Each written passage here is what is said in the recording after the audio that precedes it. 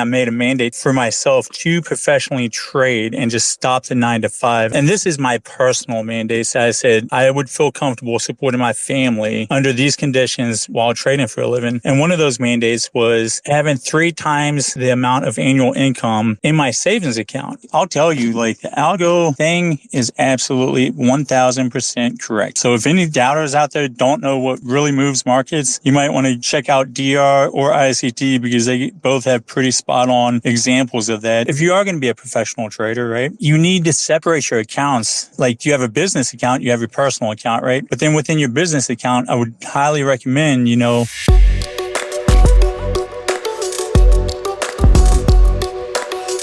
Captain Matt Mickey. What's up, man? Hey, so I love the conversation piece around here because, I'll start it off with ICT. Thank you for everything you do. I learned about you in 2018 when I was on the side of a mountain and I was attached to a special reconnaissance regiment from the UK Army. And we were just sitting behind a scope. Dude from UK gave me an earbud and said, listen to this. And it was on like hour 26.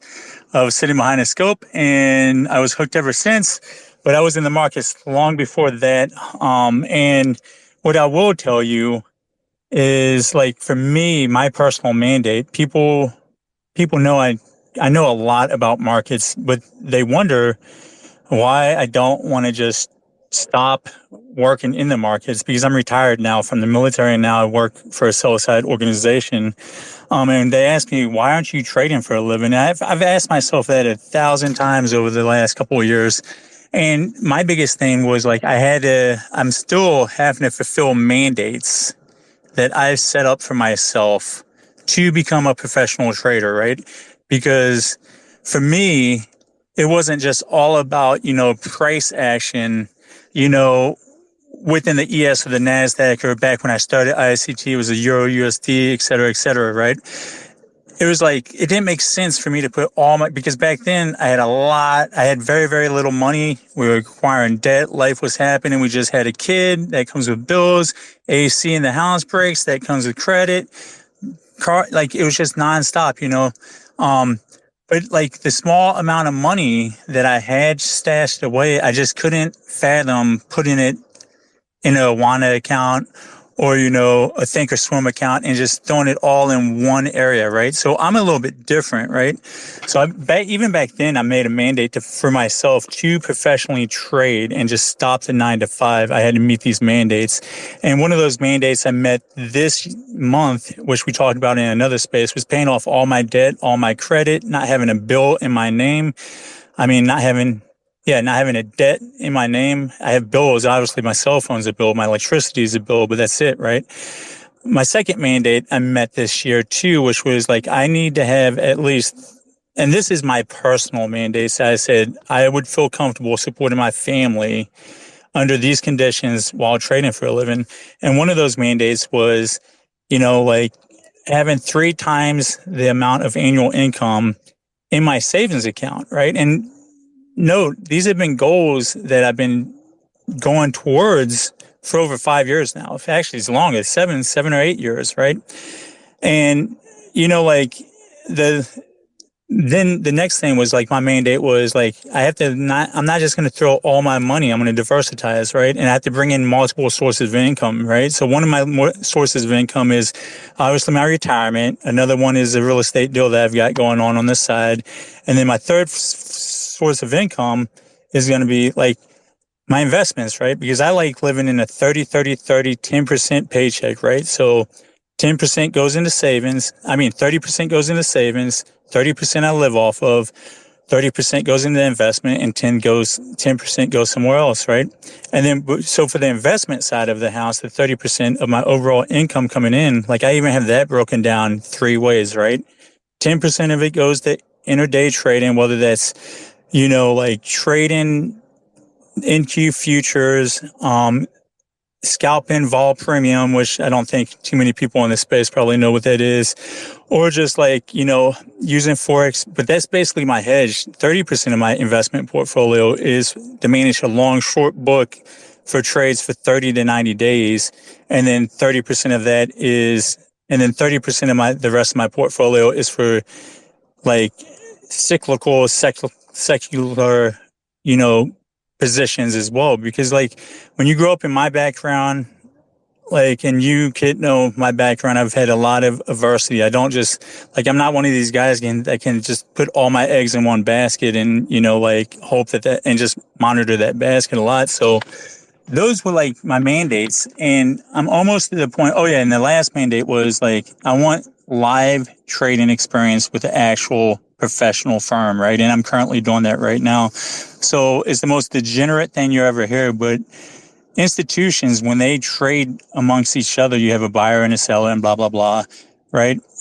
Like they have to swap collateral, right? So like if Goldman Sachs is buying something from us, they have to give us collateral so we're not exposed to their risk, right? And then we take that collateral and we trade it on a shorter time frame. So I kind of do that, and then I margin call institutions, right? So like I've got that experience under my belt now.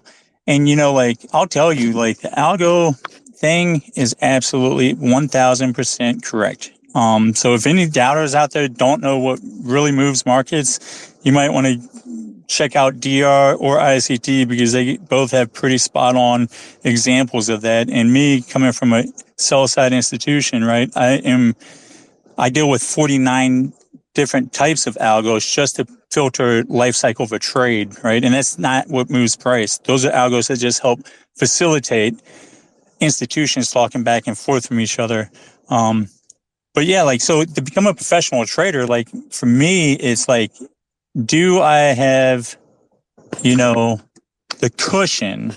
And I've been told before I'm scared, and maybe I am, and I'm okay with it. But like, when you grow up in my background, you know better than to set your family up for failure. And that's why I've built these mandates for me. And like, I'm one of the guys that, like, I remember trading ICT in the beginning. Like my first model was the 1930 zero TE on $9 pairs, right? And I traded that for over a year and a half, just trading that live, because that's the one I back tested and was consistent with.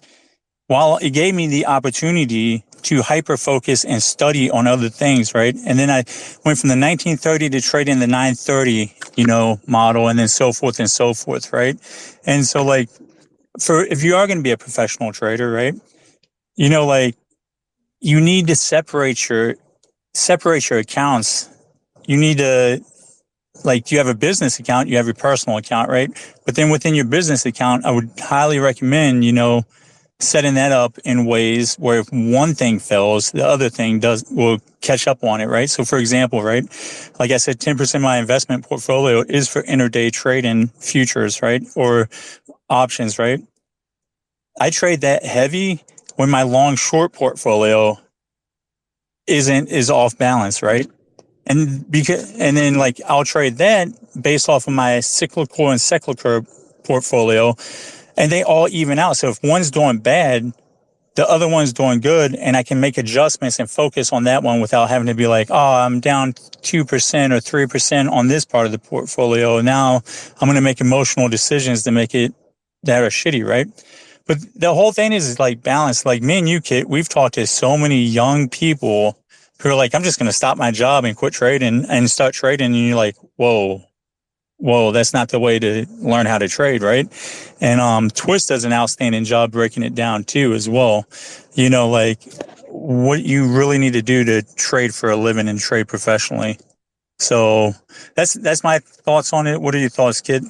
I mean, I've been giving my thoughts left and right, and I'm staring at the comments, and some folks are like, Kit's thirsty. Kit lightweight talks too much. Fine.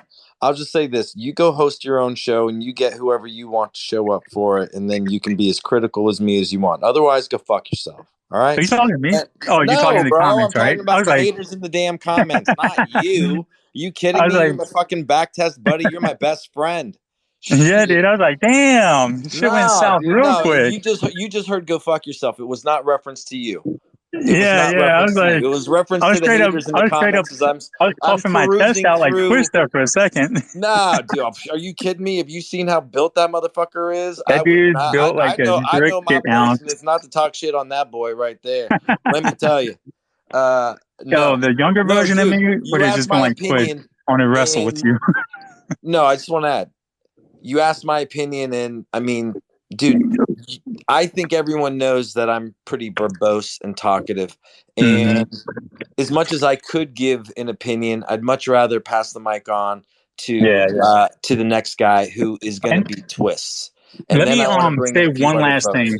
Let me say one last thing, Pretty Twist. please, brother. Okay, so I listened to one video by ICT, and it was an amazing concept, right?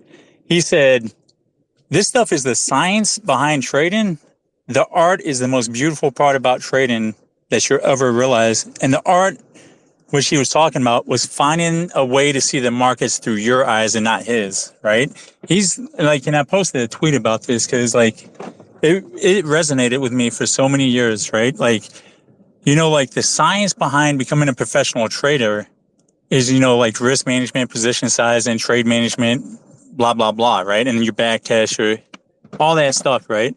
But like to truly see the market through your eyes is very, very, very important, right? To have that confidence, right? Like if you look at Jimmy's short-term shot caller, 930 King right there, right?